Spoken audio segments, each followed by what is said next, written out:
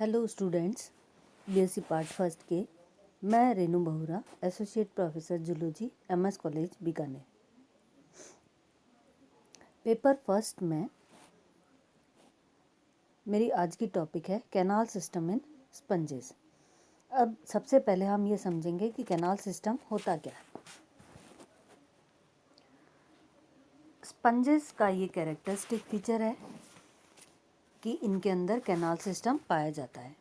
A constant current of water flows in the body through interconnecting canals, forming a canal system.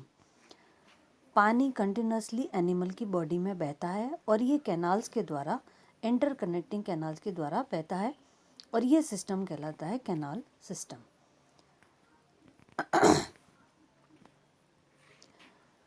ये canal system simple भी हो सकता है, complicated भी हो सकता है।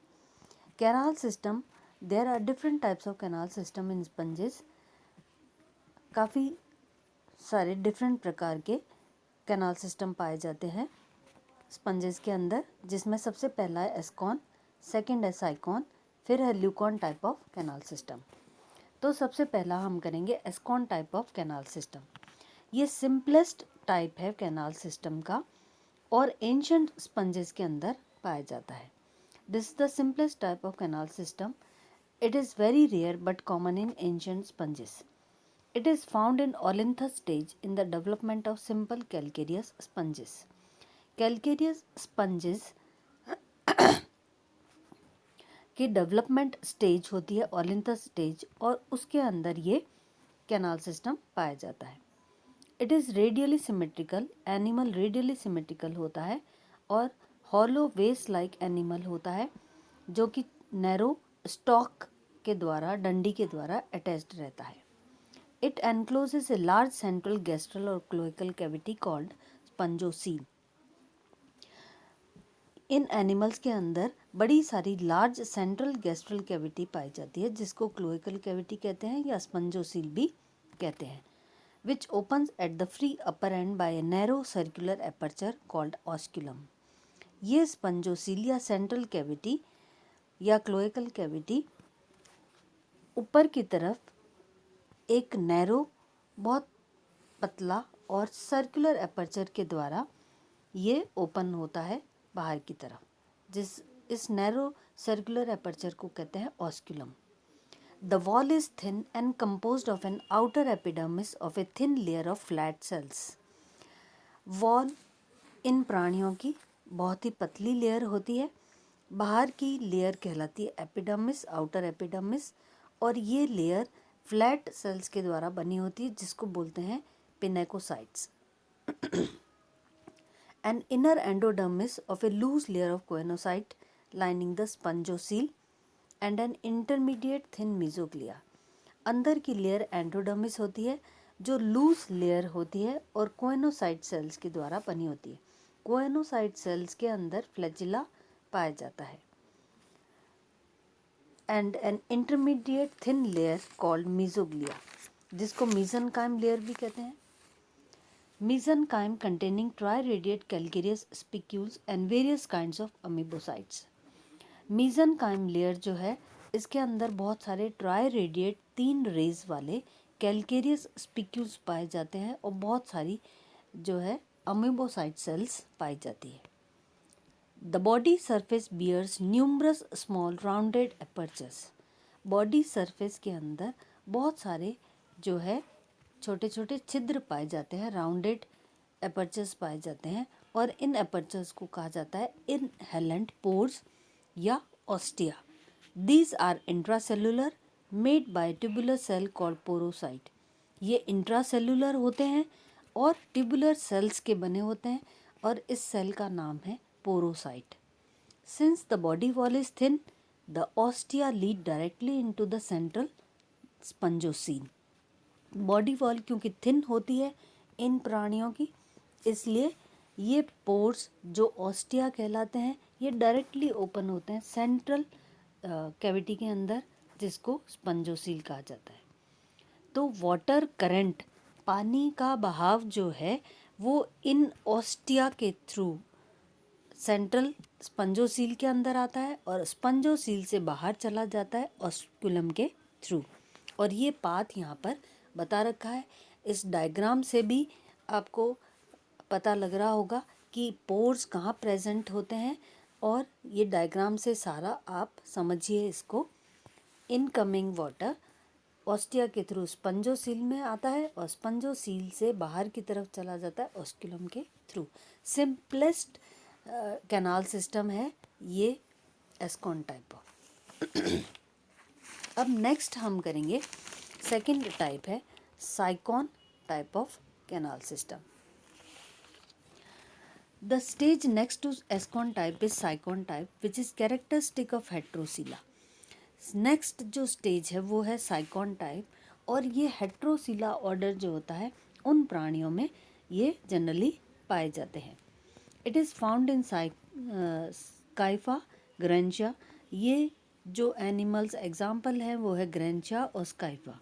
It can be theoretically derived from the asconoid structure by out pushing of the body wall into blind finger like outgrowths or diverticula at regular intervals। इस पूरे स्ट्रक्चर को इस प्रकार समझा जाता है कि suppose ascon type of canal system जो है उसको यदि उंगली से यूँ प्रेस किया जाए बाहर की वॉल को, तो बहुत सारी ब्लाइंड फिंगर लाइक आउटग्रोथ्स बन जाएंगी, और इनको डायवर्टिकुलर कहा जाता है। और इन डायवर्टिकुला को जो है साइंटिफिक भाषा में कहते हैं रेडियल कैनाल्स या flagellated chambers. These diverticula are known as radial canals or flagellated chambers, which alone are lined by choanocyte cells, while the central spongocele is lined by flat epidermal cells। ये radial canals जो हमारी उंगली से press करने से बनी है, ये रेडियल कैनाल्स फ्लैजिलेटेड चैम्बर्स भी कहते हैं इनको, और ये कोएनोसाइट सेल्स के द्वारा बनी होती है पूरी लेयर। सेंट्रल स्पंजोसील जो है वो फ्लैट एपिडर्मल सेल्स के द्वारा बनी होती है।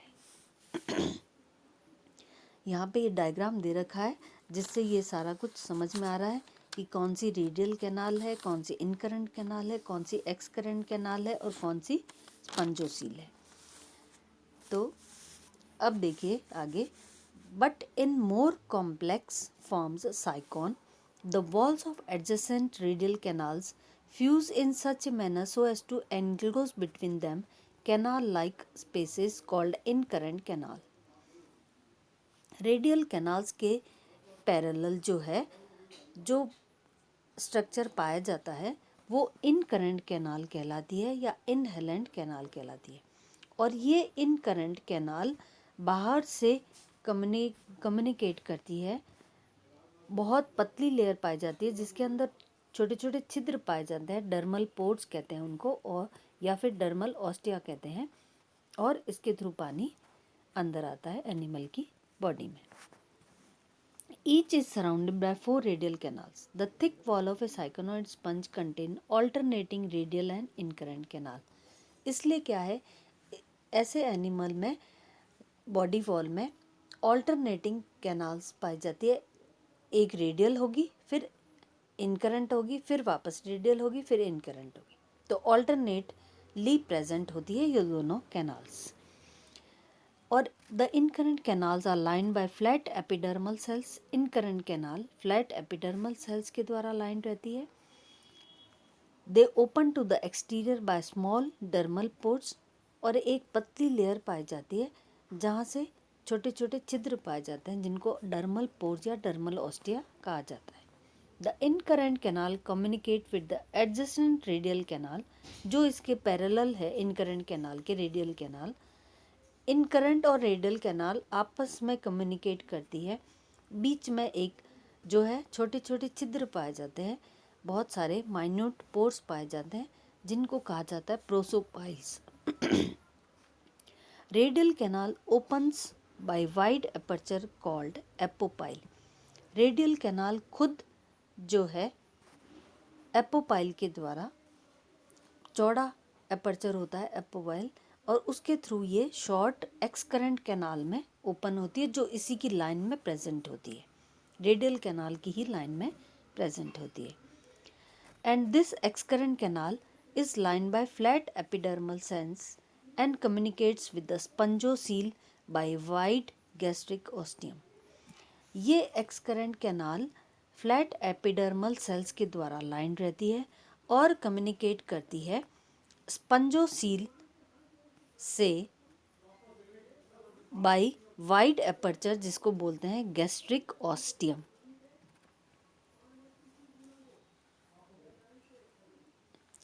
द वाटर करंट, अब समझते हैं कि पानी का करंट कहाँ से कहाँ बहता है और कैसे जो है बाहर थ्रो कर दिया जाता है। The water current enters the incurrent canal through dermal ostia, then into radial canals through prosopyles. सबसे पहले पानी एंटर होता है डर्मल ऑस्टिया के थ्रू इनकरेंट कैनाल में। इनकरेंट कैनाल और रेडियल कैनाल पैरेलल पाई जाती है, तो इनका कम्युनिकेशन होता है छोटे छिद्रों के द्वारा जो बीच में पाए जाते हैं, वो कहलाते हैं प्रोसोपाइल्स। तो पानी इनकरेंट कैनाल से रेडियल कैनाल में आ जाता है प्रोसोपाइल्स के through. From here it is propelled by the flagella of the choanocytes via एपोपाइल।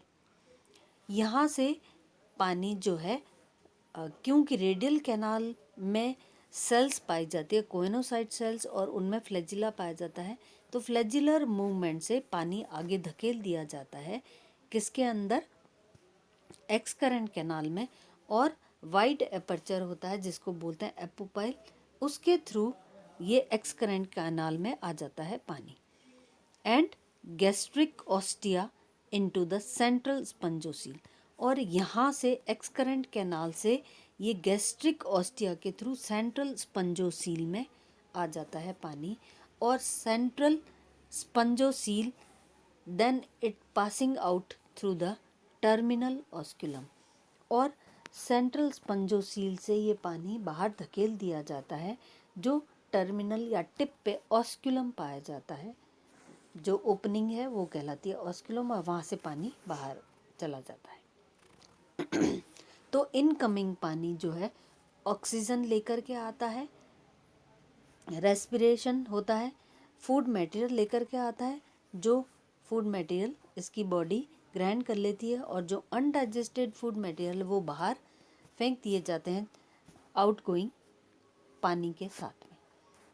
तो वापस समझा देती हूँ, ये पाथवे भी समझा रखा है। इनकमिंग वाटर डर्मल ऑस्टिया के थ्रू इनकरेंट कैनाल में आता है पानी, इनकरेंट कैनाल से रेडियल कैनाल में आता है छोटे छिद्रों के द्वारा जिनको बोलते हैं प्रोसोपाइल्स, और रेडियल कैनाल के थ्रू ये एक्सकरेंट कैनाल में जाता है एपोपाइल के थ्रू।